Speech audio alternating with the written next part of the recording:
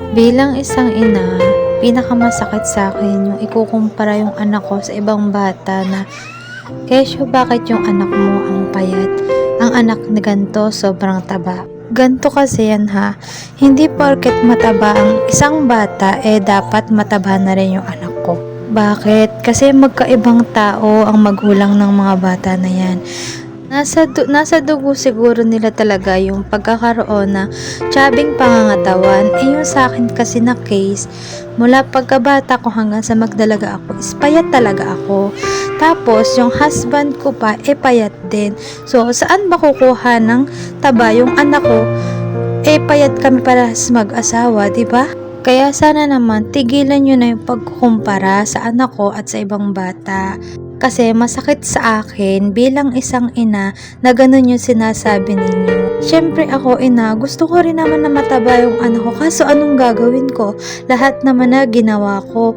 Kompleto naman sa vitamins yung anak ko. Malakas naman kumain yung anak ko.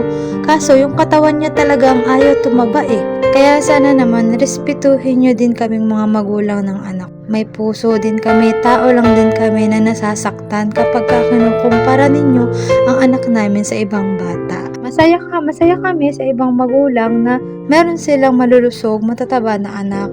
Kaso sometimes, diba, minsan din kasi titingnan nyo din yung anggulo ng pagkakaroon ng matabang bata is hindi naman porket mataba sila, healthy talaga. Meron kasing cases na kung sino pa yung matataba, sila pa tong madalas na magkasakit. Sa case naman kasi ng kahit na ganyan yan, hindi naman siya totally payat saktuhan lang. Never yan nagkaroon ng mga sakit na malulubha like simpleng lagnat lang, sipon, ubo, hindi ko pa yan naranasan na magkaroon ng malala. Kaya, laking pasasalamat ko naman na kahit ganyan lang yung katawan niya, healthy si baby. Hindi siya nagkakaroon ng mga sakit na like tulad ng mga nababalitaan namin na yung anak ni ganto is nagkaganito, nagkaroon ng malubha sakit na ganto, ganyan. Yung anak namin is never pa rin talaga. Kaya yun talaga, sana naman tigilan nyo na yung pagkukumpare sa anak namin sa ibang bata kasi kahit ganyan ang katawan niya, malusog ang anak namin at napaka bibong bata niyan. Respect na lang po ha, tama na ang pagkukumpara.